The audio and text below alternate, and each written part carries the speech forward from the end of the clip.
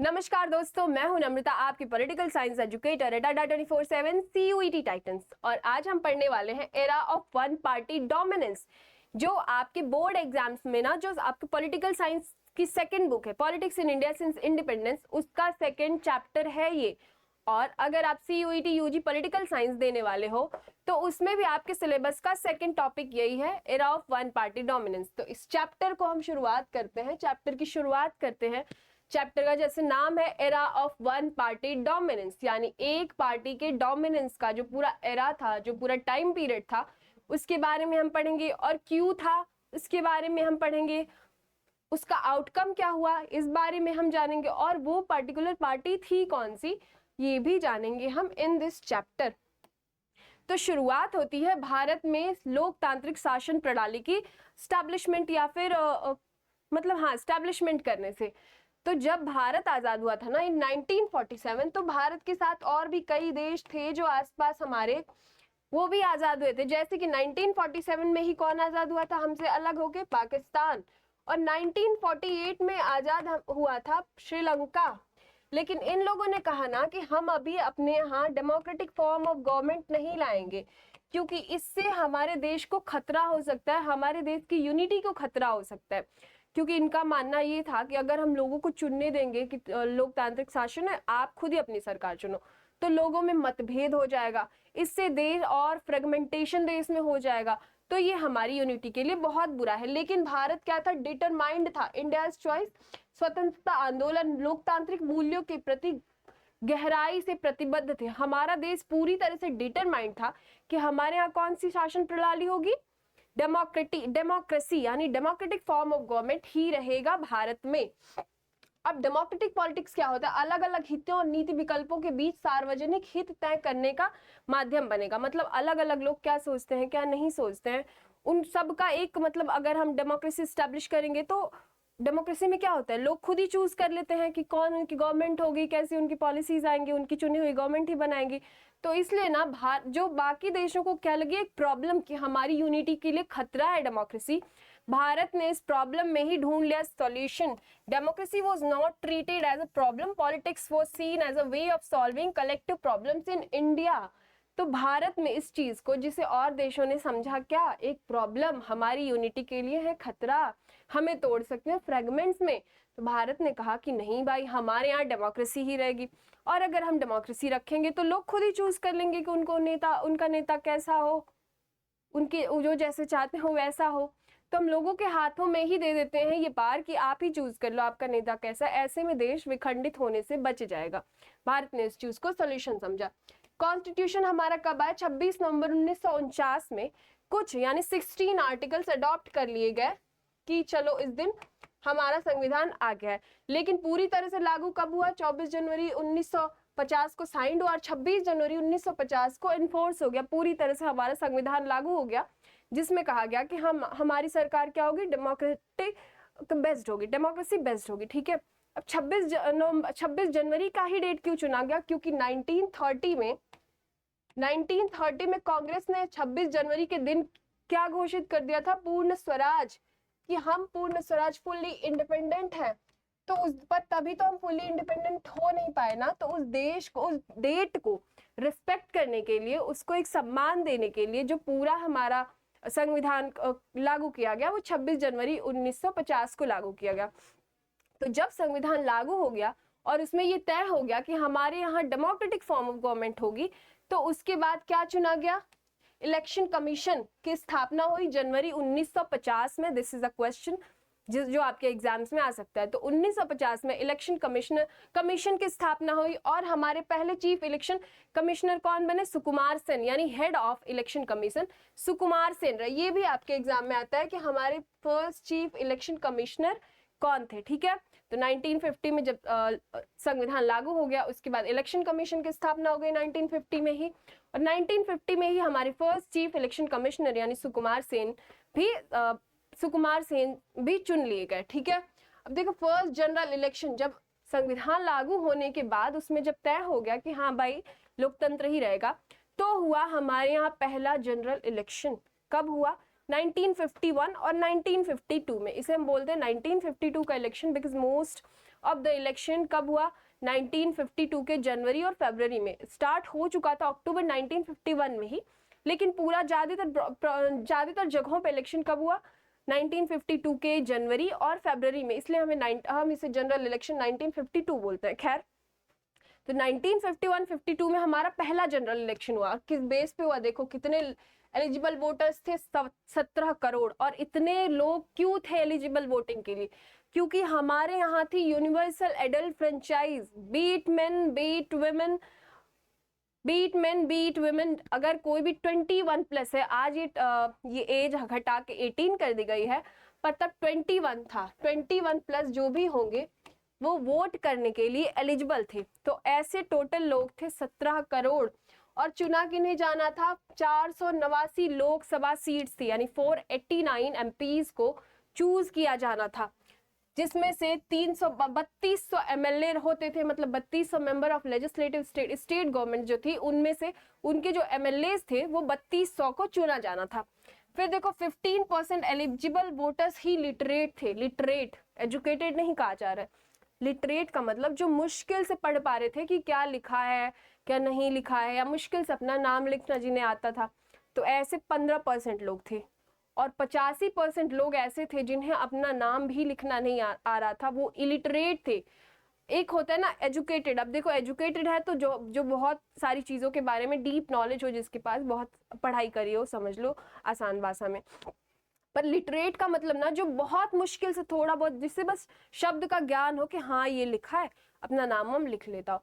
तो बस 15% लोग ही थे जो लिटरेट थे। एजुकेटेड तो इतने कम थे, गिने चुने थे कि उनका कोई डेटा अवेलेबल है भी नहीं। तो ऐसे में ना की चैलेंज क्या था? डिटर्मिनेशन प्लस इलेक्टोरल रोल्स तैयार करना आसान नहीं था, क्योंकि जब लोग पढ़ ही नहीं पा रहे हैं, 85% लोग पढ़ ही नहीं पा रहे हैं, उनको पता ही नहीं है क्या लिखा है क्या नहीं लिखा है। तो ऐसे लोगों के लिए इलेक्टोरल रोल मतलब उनकी लिस्ट बना के और फिर उनको चूज कैसे करना है, किसको करना है, ये कैसे बताया जाए, ये बहुत बड़ा चैलेंज था। सबसे पहला चैलेंज तो यही था। लगभग 40 लाख महिलाओं के नाम सही पहचान के बिना लिखे गए थे। मतलब 40 लाख औरतें ऐसी थीं जिनको, जो रजिस्टर्ड वोटर यानी इन 17 करोड़ में रजिस्टर्ड थी एज वोटर, पर उनका खुद का नाम ही नहीं था। वो किसी की बहू, किसी की बेटी, किसी की बहन, ऐसे उनका नाम रजिस्टर था। जैसे उनके घर पे किसी व्यक्ति का नाम है शिवांश, तो ऐसे लिखा था कि शिवांश की बहन, उनकी खुद की कोई आइडेंटिटी नहीं लिखी गई थी। ठीक है, तो ऐसे में ना इलेक्शन कमीशन ने क्या कहा कि ये जो 40 लाख लोग हैं, हम इनको वोटर मानते ही नहीं है। अब ये इतनी बड़ी बात क्यों थी? क्योंकि 1950s के टाइम में एक वुमेन स्ट्रगल या फेमिनिज्म का तो एक था भी कि चलो फेमिनिज्म के लिए हम कर रहे हैं कि औरतों को खुद को पहचान दो, खुद की उनकी पहचान रहेगी, नाम रहेगा, तभी हम उनको वोटर मानेंगे। लेकिन एक बहुत बड़ा कदम इसलिए भी था क्योंकि हमारे देश में पहली बार इलेक्शन होने वाला था। तो इलेक्शन कमीशन को भी एक डेटा मतलब दिखाना था दुनिया को कि देखो हमारे पास इतने वोटर्स हैं, हमारे यहाँ इतने लोगों ने वोट किया। इसके बावजूद उन्होंने कहा कि हम नहीं लेंगे इन 40 लाख लोगों को। उनका नाम विथड्रॉ कर दिया उन्होंने अपने इलेक्टोरल रोल से, अपनी पर्ची से, जिसमें जो भी रजिस्टर्ड वोटर थे, कि अगर इनकी खुद की आइडेंटिटी नहीं रहेगी तो ये वोटर नहीं रहेंगे और इनके वोट की कोई वैल्यू नहीं रहेगी। ठीक है, देखो 3 लाख से अधिक ऑफिसर और पोलिंग स्टाफ को ट्रेन किया गया। अब ऐसे जो इतने इलिटरेट लोग थे, इनको संभालने के लिए 3 लाख, इलेक्शन कमीशन ने 3 लाख से अधिक जो वोटिंग ऑफिसर्स थे, मतलब इलेक्शन जो उनको हेल्ड कराना था, जिनको उसकी देख रेख करनी थी, तो ऐसे 3 लाख लोगों को ट्रेन किया गया कि आप इलेक्शन के टाइम आपकी ड्यूटी लगेगी। लगती है ना, हम जाते हैं पोलिंग बूथ पे तो तुम देखो इलेक्शन होता है ना, तो कभी जाके खुद नहीं दे पाते हो वोट, तो भी जाना चाहिए, देखना चाहिए कि क्या हो रहा है वहाँ पे, कैसे हो रहा है। अंदर तो नहीं एंट्री देंगे पर बाहर से देख सकते हो। तो जो ऑफिसर्स होते हैं उनकी भी बहुत रेगुलर एक ट्रेनिंग होती है, ऐसे ही नहीं किसी को खड़ा कर दिया जाता है। और 1950s में सोचो, ना तो इंटरनेट था ना तो फोन था। आज तो मैसेज पे ये कर दिया कि ये करना, ये आईडी लेके आनी है, ऐसे देखना है, या वीडियो कॉल पे, वीडियो कॉन्फ्रेंस पे ऐसे थोड़ा बहुत बता दिया कि ऐसे देखना है। पर तब ऑफलाइन चीजें थी सारी। मतलब 3 लाख लोगों को उस टाइम ट्रेन करना बहुत बड़ा रिस्क, बहुत बड़ा टास्क था जो इलेक्शन कमीशन ने किया भारत में इलेक्शन करवाने के लिए। फिर देखो यूनिवर्सल एडल्ट फ्रेंचाइज एक गरीब और लार्जली इलिटरेट देश में एक बोल्ड एक्सपीरियंस था। As I have already told you कि इतने लोग जब इलिटरेट है, मतलब अपना नाम भी नहीं पढ़ सकते, नाम भी नहीं लिख सकते, ऐसे लोगों को नेता चुनने का अधिकार देना एक बहुत बड़ा बोल्ड, बहुत बिंदास एक्सपेरिमेंट था, जिसे पूरी दुनिया ने क्या कह दिया, बिगेस्ट गैम्बल, ये तो सबसे बड़ा जुआ है, ये नहीं काम करेगा।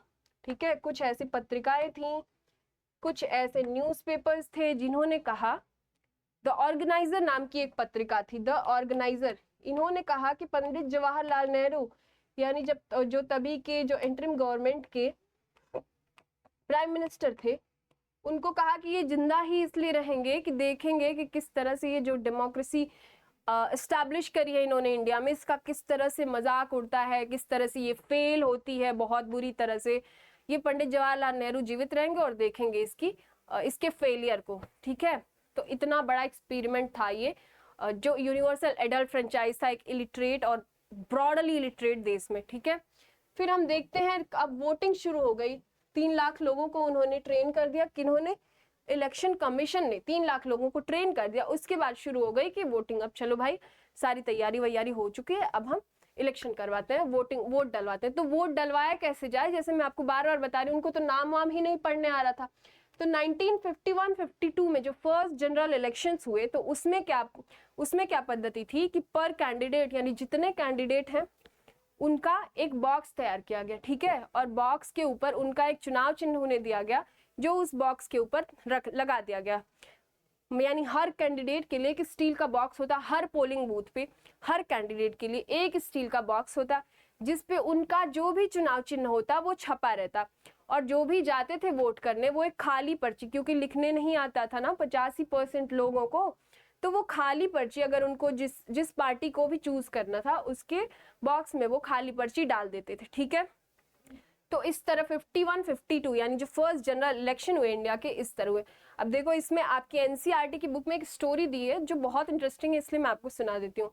तो जो 3 लाख पोलिंग ऑफिसर्स को ट्रेन किया गया था ना, उसमें एक पंजाब के ऑफिसर थे, ये रियल स्टोरी है। तो उन्होंने बताया कि कैसे ये जो बॉक्स, स्टील के बॉक्स तैयार करने थे, तो कैसे वो बॉक्स अपने घर पे लेके गए, और वो उनकी मम्मी, उनकी बहन, उनकी वाइफ, ये सारे लोग मिलके, उनकी पूरी फैमिली मतलब मिलके तैयार करने लगे उस पोलिंग बॉक्स को। और एक बॉक्स को तैयार करने में 4 से 5 लोगों ने मिलके लगभग 5-6 घंटे लगाए।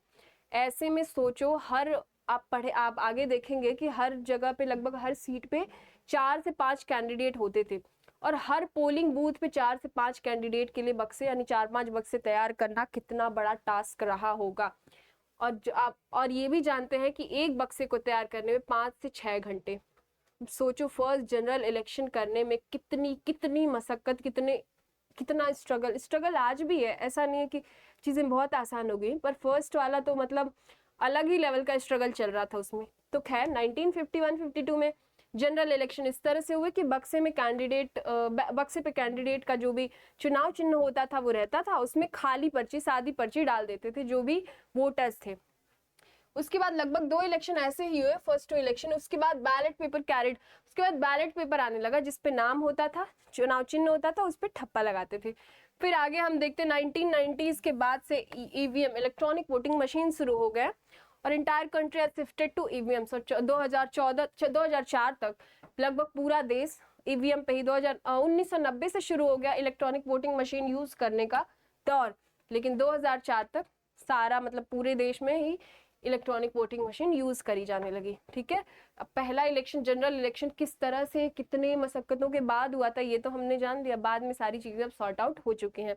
अब ईवीएम है, पर फिर भी चीजें आसान नहीं है, फिर भी उतनी ही डिफिकल्टी होती है इलेक्शन कराने में। देखो, the 1952 election proved the critics wrong. अब जो इतने क्रिटिक्स थे ना, जिन्होंने कहा था कि आप जिंदा ही रहेंगे, कि आप देखें आपका लोकतंत्र कैसे गिरता है, आपका लोकतंत्र कैसे फेल होता है, आपका कितना मजाक उड़ता है, ये सारी चीजें जो कहने वाले लोग थे, वो किस तरह से मतलब उनको धक्का लगा, क्योंकि वो पूरी तरह से रॉन्ग प्रूफ हो गए थे। कैसे रॉन्ग प्रूफ हो गए थे? क्योंकि देखो, timeline, election postpone twice, finally held October 51 से फरवरी 1952। Most voting took place in January 1952, as I already told you, कि मैंने आपको बताया 1951 के अक्टूबर से शुरू हुआ था, पर इसे हम 1952 का इलेक्शन कहते हैं, बिकॉज ज्यादातर जो भी चुनाव हुए थे वो 1952 के फरवरी में हुए थे, है ना। अब देखो लगभग 6 महीने कैंपेनिंग, पोलिंग और काउंटिंग में लगे। इलेक्शन होने के आगे पीछे 6 महीने का टाइम लगा। कंपटीशन, प्रति सीट औसतन 4 से अधिक candidate, more than half eligible voters turn out. ये जो हम बोल रहे हैं ना कि क्रिटिक्स किस तरह से धूल खा के गिरे, किस तरह से वो उनके जो सारे दलीलें थी, जो सारे उनके प्री एजम्पशंस थे, वो किस तरह से रॉन्ग हुए। क्योंकि पर सीट लगभग 4 कैंडिडेट थे, यानी जितनी सीट चुनी जानी थी 489, उसमें हर सीट में लगभग 4 कैंडिडेट थे। और जितने एलिजिबल वोटर्स थे ना, उसमें से लगभग आधे 50% से ज्यादा वोटर टर्नआउट उन्होंने वोट किया। तो इससे क्या पता चलता है? इससे पता ये चलता है कि बहुत जिन्हें compete करना था, यानी जो कंपटीशन में पार्टिसिपेट कर रहे हैं और वो जो उस कंपटीशन में हिस्सा ले रहे हैं, मतलब उनको जिता रहे हैं या हरा रहे हैं, उन दोनों का पूरा भरोसा था डेमोक्रेसी पे। वो जानते थे कि लोकतंत्र हमारे देश के लिए है और ये मजाक नहीं है। बाकी देश और भली पत्रिकाएं, न्यूज़पेपर जो भी बोल रहे हो, पर हमें भरोसा है अपनी डेमोक्रेसी पे, अपने देश पे। उन्होंने इसलिए 50% से ज्यादा लोगों ने वोट किया और पर सीट लगभग 4 कैंडिडेट्स रहे। ठीक है, तो ये जो विश्वास है ना, इस विश्वास ने, लोगों के विश्वास ने ही क्रिटिक्स को फेल कर दिया, क्रिटिक्स की बातों को फेल कर दिया। और देखो वर्डिक रिजल्ट को लूजर्स ने भी फेयर माना। Observers called it a landmark democratic experiment, यानी जो इलेक्शन में हार गए उन्होंने भी ये नहीं किया कि वोट चोरी हो गया, ये हो गया, वो हो गया।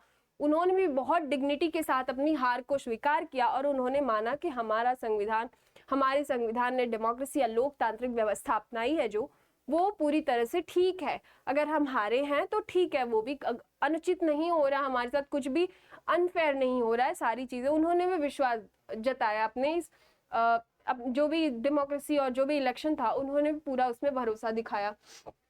गरीबी या कम शिक्षा की स्थिति में डेमोक्रेटिक इलेक्शन असंभव है, ये धारणा भारतीय अनुभव ने गलत साबित किया। जो शुरू से जो लोग बोलते आ रहे थे ना कि बिगेस्ट गैम्बल, तो वो बिगेस्ट गैम्बल इसीलिए कहा जा रहा था ना कि इन्होंने यूनिवर्सल एडल्ट फ्रेंचाइज रख दी है इतने गरीब देश में। तो वो धारणा गलत साबित हो गई, क्योंकि भारत में बहुत ही सक्सेसफुली फर्स्ट जनरल इलेक्शन हो चुके थे और उसमें 1951-52 का जनरल इलेक्शन हो चुका था। उसमें पार्टिसिपेंट्स ने भी बढ़ चढ़ के पार्टिसिपेट किया और वोटर्स ने भी बढ़ चढ़ के वोट किया। ठीक है, तो फिर मतलब इलेक्शन हमारा जो हमारी डेमोक्रेसी थी वो सक्सेसफुल रही फर्स्ट जनरल इलेक्शन के थ्रू। अब आगे देखते हैं Congress dominance in first 3 election. तो पहले जो 3 आम चुनाव थे 1952, 57 और 62 के, उसमें कांग्रेस का डोमिनेंस रहा, यानी कांग्रेस हर बार जीतती रही। क्यों जीतती रही, कैसे जीतती रही, किस तरह से जीतती रही, ये स्लाइड में हम जानते हैं। Congress 364 out of 489 seats. तो जो सबसे पहला इलेक्शन ही था ना, उसमें कांग्रेस कितनी जीती, लगभग 364 वोट, कितने में से, 489 में से। और जो सेकेंड पार्टी थी, मतलब जो सबसे बड़ी ऑपोजिशन थी सीपीआई, उसके कितने मिले, उसको कितनी सीट्स मिले, 16, कहाँ 16, कहाँ 364। कांग्रेस जीती थी 364 सीटों के साथ, और उसे हराने के लिए जो पार्टी थी, मतलब जो सबसे बड़ा ऑपोजिशन था CPI, communist party of India, उसको मिले थे सिर्फ 16 सीट्स। इतना बड़ा डिफरेंस था, इतनी बड़ी डिफरेंस से कांग्रेस जीती थी। और देखो 1957 Congress retained about 3/4 of Lok Sabha seats. Again 1957 में भी 4 भाग में से 3 भाग कांग्रेस को अकेले वोट्स मिले थे। वोट्स नहीं, सीट्स मिली थे, वोट्स नहीं मिले थे, ये ध्यान रखना है, सीट्स मिली थी। तो लगभग 3/4 सीट्स कांग्रेस को अकेले ही मिली थी। State level Congress won majorities in almost all states. Kerala 1957 was the major exception. तो कांग्रेस लगभग हर स्टेट में भी कांग्रेस ही लगभग जीती थी। 1957 में केरला एक्सेप्शन था जहां पे कांग्रेस नहीं जीती, और आज भी केरला एक्सेप्शन है। मतलब कुछ चीजों में जहाँ पे कांग्रेस कहीं और जगह पे भी है, पर केरला में भी कांग्रेस है, तो आज भी केरला एक्सेप्शन है। पर आज केरला एक्सेप्शन है कांग्रेस के फेवर में, और तब केरला एक्सेप्शन था कांग्रेस के अपोजिशन में। खैर, important news is Congress won 64% of seats in 1952 but only 45% of total votes। तो कांग्रेस ने जीती कितनी, 74% सीट्स जीती, और टोटल वोट्स कितने मिले, 45%। अब देखो 45% वोट मिले हैं, उसमें 74% सीट्स कांग्रेस जीत गई। आखिर क्यों? 55% और भी ज्यादा वोट्स थे ना, तो वो कहाँ पे जा रहे थे? तो वो जा रहे थे जी, क्या था हमारी प्रणाली, कौन सी थी? First transfer the post, first past the post. तो फर्स्ट पास्ट द पोस्ट में होता ये है कि चाहे वोट कितने भी रहें, अगर कोई भी कैंडिडेट, एक वोट ही, किसी कैंडिडेट का एक वोट भी आपसे ज्यादा होता है तो वो जीत जाता है। हम भी ऐसे घर में करते थे, तो मम्मी बोलती थी अंधों में कनवा राजा। मतलब मेरे भाई के आते थे 100 में से 35 नंबर और मेरे आते थे 100 में से 40 नंबर। तो मम्मी बोलती थी, तो मैं तो जीत जाती थी ना घर में, मेरा तो कंपटीशन वही था, तो वो 35 पा रहा है, मैं 40 पा रही हूँ, तो मैं तो जीत गई। पर मम्मी हमारी बोलती थी अंधों में कनवा राजा है जीत गई। तो कुछ ऐसा ही होता है first past the post system में कि whoever gets the maximum vote wins the election. चाहे वो भले वोट कितने भी कम मिल रहे हो, कितनी भी चीजें, पर एक वोट अगर ज्यादा हुआ तो जीत जाते। तो कांग्रेस के साथ भी यही हो रहा था। जो 64% सीट्स कांग्रेस लगातार जीत रही थी स्टार्टिंग के 3 जनरल इलेक्शंस में, तो उसमें 45% वोट ही कांग्रेस को मिल रहे थे, लेकिन हर सीट पे कांग्रेस के सिर्फ कुछ वोटों के डिस्टेंस से कांग्रेस जीत जा रही थी। ठीक है, तो first past the post Congress के जीतने में और कांग्रेस के डोमिनेंस में ये first past the post system का बहुत बड़ा हाथ रहा है। अब देखते हैं why did Congress dominate, Congress का डोमिनेंस क्यों रहा? और भी पार्टीज तो थी, ऐसा तो था नहीं कि कांग्रेस अकेले ही चुनाव में उठ रही है, अकेले ही जीत रही है, अकेले ही वोट पड़ रहे हैं। और भी पार्टीज थी, इसके बावजूद सोशलिस्ट पार्टी थी, कम्युनिस्ट पार्टी ऑफ इंडिया थी, इन लोगों के होने के बावजूद कांग्रेस ही क्यों लगातार जीत रही थी? तो रीजंस देखते हैं। फ्रीडम मूवमेंट लेगेसी, क्योंकि फ्रीडम मूवमेंट लेगेसी जो हम देखते हैं, हमने अभी पढ़ा ना कि 1930 में कांग्रेस ने घोषणा कर दी थी पूर्ण स्वराज की।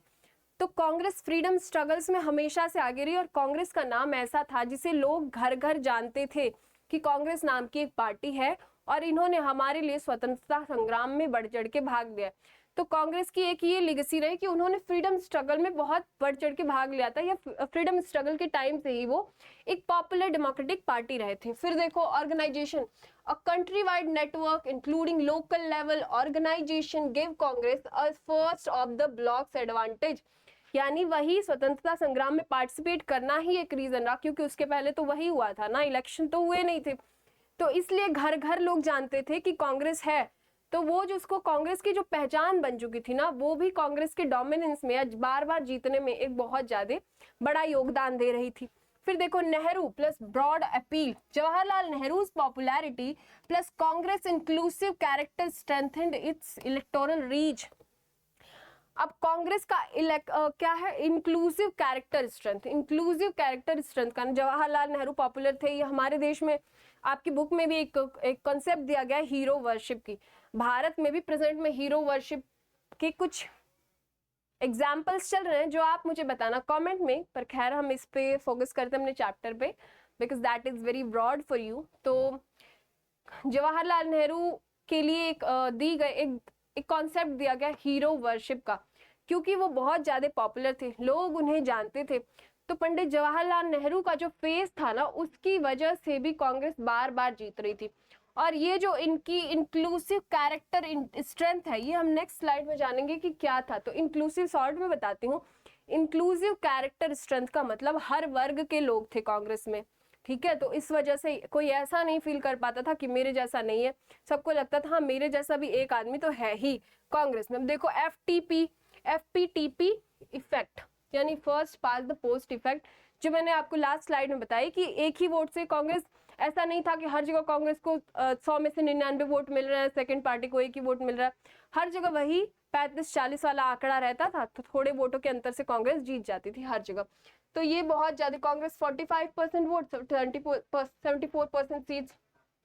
और नॉन कांग्रेस वोट्स वे डिवाइडेड अमंग राइवल्स, जो जितने राइवल्स थे 55% के लिए 45% अकेले कांग्रेस को मिलता था।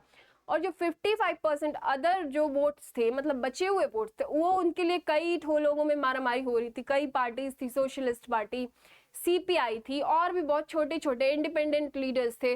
तो इनमें बट जाते थे वो 55% वोट्स, और इसलिए कांग्रेस 45% वोट्स लेकर ही सबसे बड़ी पार्टी बन के उभरती थी और जीत जाती थी।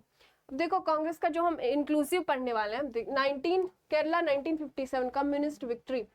तो 1957 में 1952 में तो कांग्रेस बहुत बड़ी पार्टी 364 सीट्स के साथ सबसे बड़ी पार्टी बन के उभरी। फिर 1957 में क्या हुआ, CPI won 60 out of 126 assembly seats, support of 5 independent। तो सेंट्रल इलेक्शन नहीं पर असेंबली सीट में, यानी MPs नहीं पर MLAs कितने इनके बने, 60, 126 में से 60 MLA चूज किए गए CPI के, और 5 इंडिपेंडेंट ने भी उनको अपना साथ दे दिया कि हम भी आपके साथ हैं।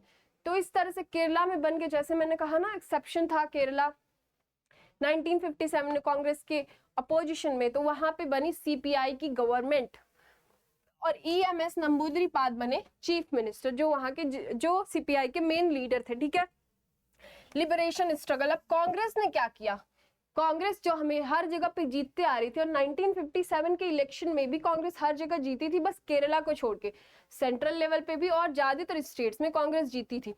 लेकिन केरला में 1957 में जब कांग्रेस हार गई और CPI यानी कम्युनिस्ट पार्टी ऑफ इंडिया जीत गई, तो इन्होंने एक लिबरेशन मूवमेंट शुरू कर दिया। मुक्ति, लिबरेशन मतलब मुक्ति वाली, जो भी मुक्ति मोर्चा शुरू कर दिया कि इनको हमको मुक्त करो CPI से। क्यों भाई, आप जीत रहे हो तब तो सारी चीजें सुचारू रूप से चल रही हैं, पर जैसे ही कोई और पार्टी जीती तैसे ही आपको लगा कि हमारे साथ अन्याय हो रहा है। और 1959 में कांग्रेस ने क्या किया, 1957 में बनी CPI की गवर्नमेंट, और 1959 में on the base of article 356, जो क्या होता है, internal disturbances, emergency on the base of internal disturbances के बेस पे इन्होंने वहां पे लागू कर दिया सेंट्रल गवर्नमेंट का रूल, मतलब इमरजेंसी लागू हो गई वहां पे। कहां पे, केरला में 1959। 57 में CPI जीती, उसके बाद कांग्रेस ने शुरू कर दिया लिबरेशन मूवमेंट, और लिबरेशन मूवमेंट शुरू करने के बाद 1959 में article 356 which is emergency on the base of internal disturbances के बेस पे उन्होंने CPI को हटा दिया कि आप हट जाओ, अब यहाँ पे इमरजेंसी शासन हो गया।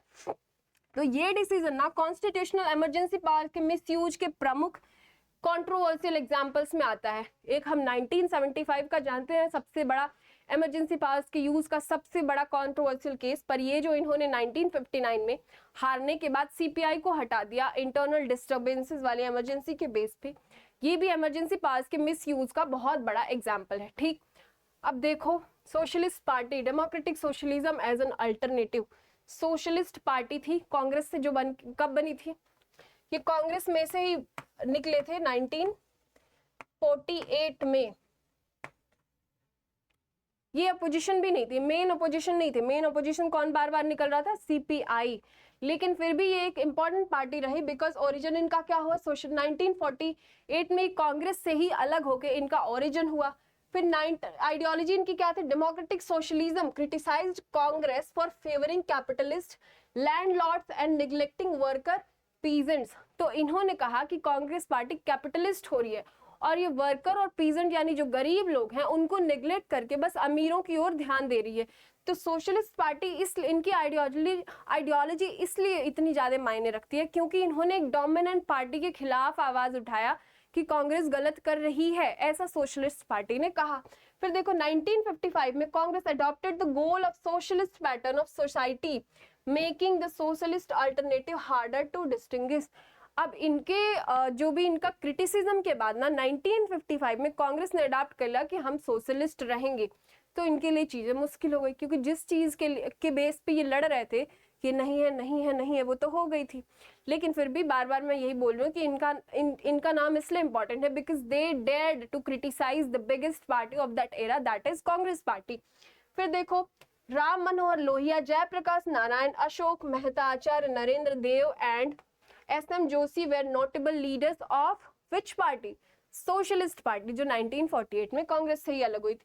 लेटर स्प्लिट्स, रियूनियन, प्रोड्यूस, किसान मजदूर। अब इसी में से सोशलिस्ट पार्टी में से कौन कौन सी पार्टीज बनी, किसान मजदूर, प्रजा पार्टी, प्रजा सोशलिस्ट पार्टी एंड संयुक्त सोशलिस्ट पार्टी। ये सोशलिस्ट पार्टी में से बाद में जाके इनका भी स्प्लिट हो गया और अलग अलग 3-4 पार्टियां और बन गई। लेकिन इनकी इंपॉर्टेंस इसलिए थी ना क्योंकि इन्होंने हिम्मत करी कांग्रेस के खिलाफ आवाज उठाने की और इन्होंने कांग्रेस को क्रिटिसाइज किया, जिस क्रिटिसिज्म को कांग्रेस ने पॉजिटिवली लिया और उन्होंने उन चीजों को इंक्लूड किया जिनके लिए उन्हें क्रिटिसाइज किया जा रहा था। ठीक है, अब हम पढ़ते हैं Indian one party dominance was democratic.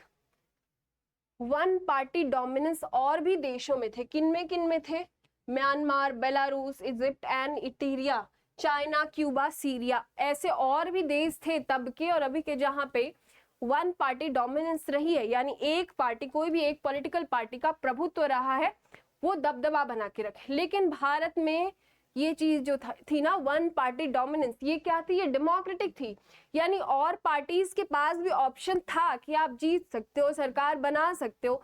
इसके बावजूद कांग्रेस बार बार जीत रही थी, उन्हें चुना जा रहा था, लोग उन्हें चूज कर रहे थे, फिर वो बार बार जीत रही थी। तो इसलिए जो इनका डोमिनेंस था ना, जो इंडिया में वन पार्टी डोमिनेंस था, वो था democratic. Indian experience, many parties contested elections were free and fair, Congress kept winning, यानी बहुत सारी पार्टीज, जैसे हमने देखा ना कि हर सीट पे लगभग 4 कैंडिडेट थे, तो बहुत सी पार्टीज पार्टिसिपेट कर रही थी और इलेक्शन फ्री और फेयर हो रहे थे। ऐसा भी नहीं था कि कोई घूस दिया जा रहा है या फिर कोई अनैतिक काम हो रहा है, सारी चीजें ठीक हो रही थी, फिर भी कांग्रेस जीते जा रही थी, तो ये डेमोक्रेटिक था। इसीलिए इन सम केसेस कॉन्स्टिट्यूशन और legal military measures restricted effective competition. जो और देशों में, जिसका हमने एग्जांपल अभी पढ़ा, तो वहां पे मिलिट्री और कॉन्स्टिट्यूशनल रीजंस की वजह से और पार्टीज को पार्टिसिपेट ही नहीं करने दिया जा रहा था, या और किन्हीं रीजंस की वजह से उनका जो वन पार्टी डोमिनेंस था ना, वो डेमोक्रेटिक नहीं था। पर भारत में ये वन पार्टी डोमिनेंस एरा क्या था? Democratic. Congress dominance happened under democratic conditions. जैसे कि हम जानते हैं, लोग वोट करते थे, चूज होती थी, कांग्रेस चुनी जाती थी, उसके बाद कांग्रेस का डोमिनेंस रहा, तो डेमोक्रेसी बेस्ड था ये हमारे यहाँ, यानी भारत में वन पार्टी डोमिनेंस। और देखो कहाँ था? साउथ अफ्रीका, एएनसी यानी अफ्रीकन नेशनल कांग्रेस। एएनसी कौन है? एएनसी है जी अफ्रीकन नेशनल कांग्रेस। तो भारत के अलावा ये जो अफ्रीकन नेशनल कांग्रेस थी है, ये भी, इनका भी डोमिनेंस रहा on the base of democracy. Bharat के अलावा बस एक ये ही एग्जाम्पल इनका ही मिलता है, किनका? अफ्रीकन नेशनल कांग्रेस का, जो डेमोक्रेसी के बेस पे जिनका वन पार्टी डोमिनेंस रहा हमेशा से। अब नेक्स्ट देखते Congress as a social ideological coalition. अब कांग्रेस, जैसे कि हमने देखा, हमने पढ़ा ना, इंक्लूसिव थी पार्टी। क्या थी? इंक्लूसिव, हर वर्ग के लोग थे कांग्रेस में। हम यहाँ पे देखेंगे a social and ideological collision. Collision का मतलब मिलाप, तो सामाजिक और आइडियोलॉजिक, वैचारिक, हर तरह का मिलाप था कांग्रेस के अंदर। कैसे था ये देखते हैं हम। Social collision, peasants plus industrialist, यानी जो काम करते थे वो भी, जो काम करवाते थे वो भी थे कांग्रेस में। वर्कर्स, ऑनर्स, जो घर पे काम करते थे और जो उनके मालिक होते थे वो भी थे काम उसमें। अर्बन, रूरल, शहरी लोग भी थे, ग्रामीण लोग भी थे। different classes, castes, religions, languages and interests were there in Congress. Congress में हर रिलीजन के लोग, अलग अलग रिलीजन के, अलग अलग कास्ट के, अलग अलग लैंग्वेज बोलने वाले, अलग अलग कल्चर फॉलो करने वाले, हर तरह के लोग थे। कांग्रेस को क्या कहा जाता था? बनियान ट्री, यानी बरगद का पेड़, जिसपे हर तरह के लोग थे और जिसकी छाया के नीचे हर प्रकार के, हर समाज के वर्ग के लोग बैठ सकते थे। तो कांग्रेस को एक बनियान ट्री कहा जाता था और ये ना उनकी बहुत बड़ी स्ट्रेंथ थी। जो उनका एक डोमिनेंस एरा रहा है, उसमें सबसे बड़ी स्ट्रेंथ तो यही थी कि उनके अंदर, उनके पार्टी में हर वर्ग के लोग मौजूद थे। फिर देखो आइडियोलॉजिकल कोलिजन, रिवॉल्यूशनरी भी थे उनके पार्टी में, पैसिफिस्ट भी थे, कंजर्वेटिव भी थे, रेडिकल भी थे। हम पढ़ते हैं नरम दल के नेता, गरम दल के नेता, कंजर्वेटिव, रेडिकल, ये भी थे उनकी पार्टी में। राइट विंग के लोग भी थे, लेफ्ट विंग के लोग भी थे, सेंटर, ऑल फाउंड स्पेस। मतलब हर तरह के लोगों ने कांग्रेस में अपनी जगह पा ली थी। Left, right, socialist, capitalist, revolutionary, pacifist, हर तरह के लोग कांग्रेस के अंदर थे। जैसे हमने यहाँ पढ़ा, यहाँ सोशल कोलिजन हमने पढ़ा कि कैसे सामाजिक जो वर्ग था वो हर वर्ग कांग्रेस के अंदर था। कैसे आइडियोलॉजिकल यानी वैचारिक रूप से अलग अलग तरह के लोग भी कांग्रेस के अंदर थे। Platform politics, different groups could participate without fully giving up their identities. और ये जो डिफरेंट ग्रुप्स थे जो कांग्रेस के अंदर थे, कई तरह के लोग, वो अपनी आइडेंटिटी को बिना गिव अप किए, मतलब आप जैसे हो वैसे ही कांग्रेस के अंदर रह के अपने विचार, अपने विचार विमर्श दे सकते थे, विचारों को अपने प्रकट कर सकते थे। ये कांग्रेस की एक बहुत बड़ी स्ट्रेंथ थी। देखो factions, the hidden strength of Congress system. Faction क्या होता है? खंड खंड खंड खंड जो होता है ना, कई तरह के लोग, यानी फ्रेगमेंट्स, मतलब एक चैन होती है ना, जुड़ी रहती कई कड़ियों से। तो वो जो कई तरह की कड़ियां थी वो कांग्रेस की क्या थी? सबसे बड़ी। कांग्रेस सिस्टम, ये एरा जो होता है ना कांग्रेस पार्टी की डोमिनेंस का टाइम, डोमिनेंस पीरियड, उसको हम कांग्रेस सिस्टम कहते हैं। द डोमिनेंस पीरियड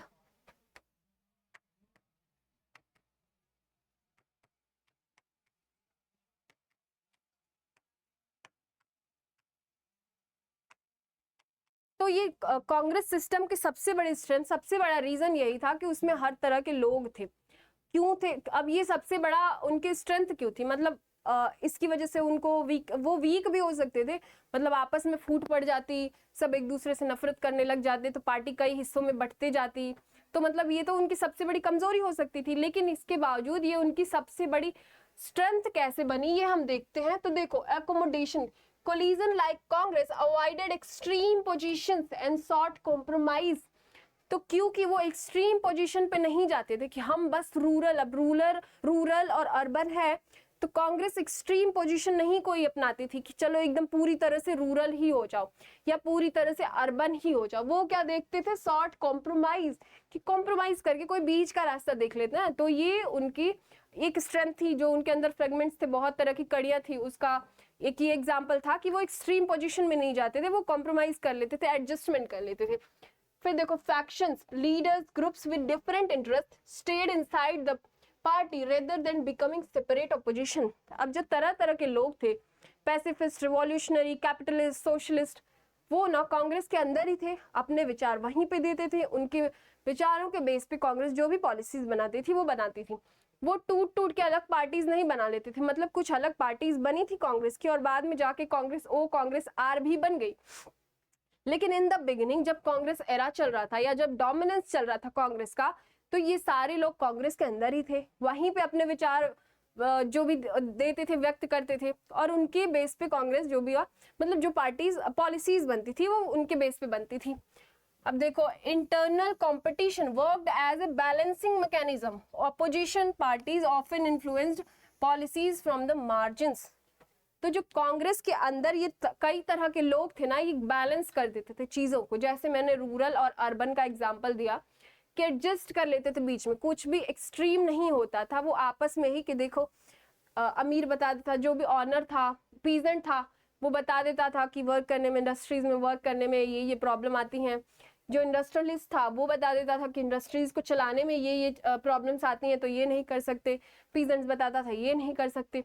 तो उसका जो एक जो तोड़ हो सकता था, मतलब उसका जो भी जो चीज करी जा सकती थी, है ना, जो जिसमें सब खुश रहे, कुछ इस तरह की नीति बन के निकलती थी कांग्रेस से, बिकॉज ऑफ फैक्शंस। अब देखो इसलिए पहले दशक में कांग्रेस ने ruling party plus opposition like internal competition दोनों भूमिकाएं निभाई। इसलिए पहला ऑपोजिशन ही कौन था?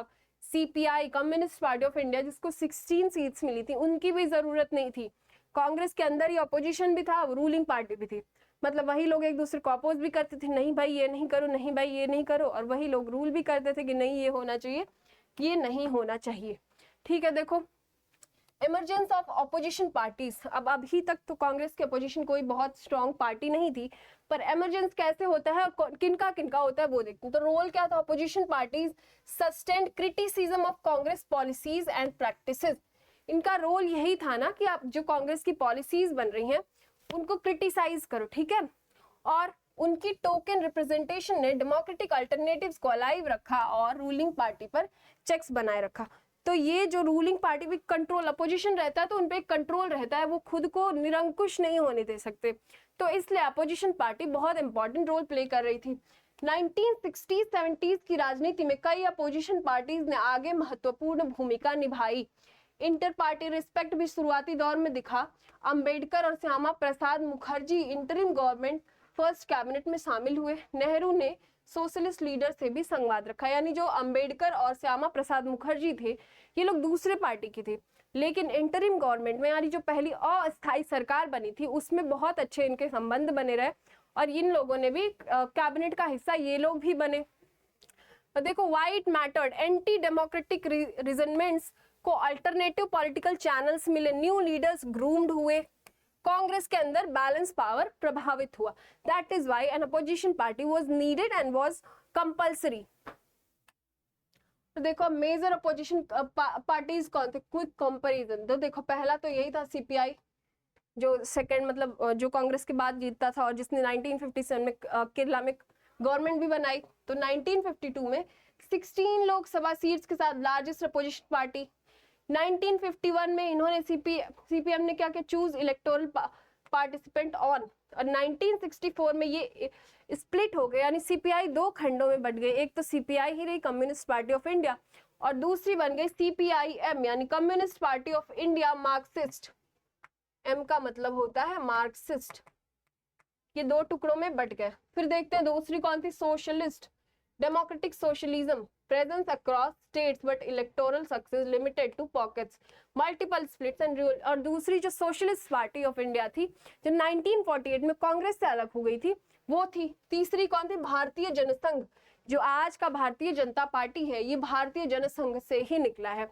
तो फॉर्म्ड इन 1951, फाउंडर कौन थे इसके, भारतीय जनसंघ का फॉर्म हुई थी 1951 में, और फाउंडर कौन थे, श्यामा प्रसाद मुखर्जी। जैसे मैंने बताया ना, श्यामा प्रसाद मुखर्जी दूसरे पार्टी के लीडर थे, लेकिन फिर भी वो लोग रिस्पेक्ट करते थे हर पार्टी की, कांग्रेस के लीडर्स की। फिर देखो 1952 में 3 सीट्स इनको मिली थी। जो 1952 का इलेक्शन हुआ, जो मैंने बताया 1951-52 का इलेक्शन था, तो उसमें इनको कितनी सीट मिली, 3। 1957 में 4 सीट्स मिली, लेकिन ये अपोजिशन थे। अब देखो इतने इंपॉर्टेंट अपोजिशन हैं, इसके बाद भी किसी को 3 सीट मिल रही, कभी कभी 4 सीट मिल रही, इतना ज्यादा डोमिनेंस था कांग्रेस का। फिर roots trace to RSS, Hindu Mahasabha, BJP traces roots to BJS, यानी हिंदू महासभा, आरएसएस, इनसे निकला था जनसंघ, और जनसंघ से निकला है प्रेजेंट डे बीजेपी। अब थोड़ा सा हम क्विक रिवीजन कर लेते हैं सीयूईटी बेस्ड। तो 1950 में इलेक्शन कमीशन एस्टेब्लिश हुआ और सुकुमार सेन बने फर्स्ट चीफ इलेक्शन कमीशन और कमिश्नर ऑफ इंडिया। फिर 1951-52 में हुआ first general election, most voting जनवरी 1952 में हुई, इसलिए इसे जनरल इलेक्शन 1952 भी कहते हैं। फिर देखो 17 करोड़ एलिजिबल वोटर्स, 15% लिटरेट थे, जिसमें से बस 3 लाख पोलिंग स्टाफ को ट्रेन किया गया, ठीक है। फिर 1952 में कांग्रेस 364 सीट जीती, कितने में से, 489 सीट्स में से, यानी 489 सीट्स में से 364 सीट्स कांग्रेस अकेले जीती।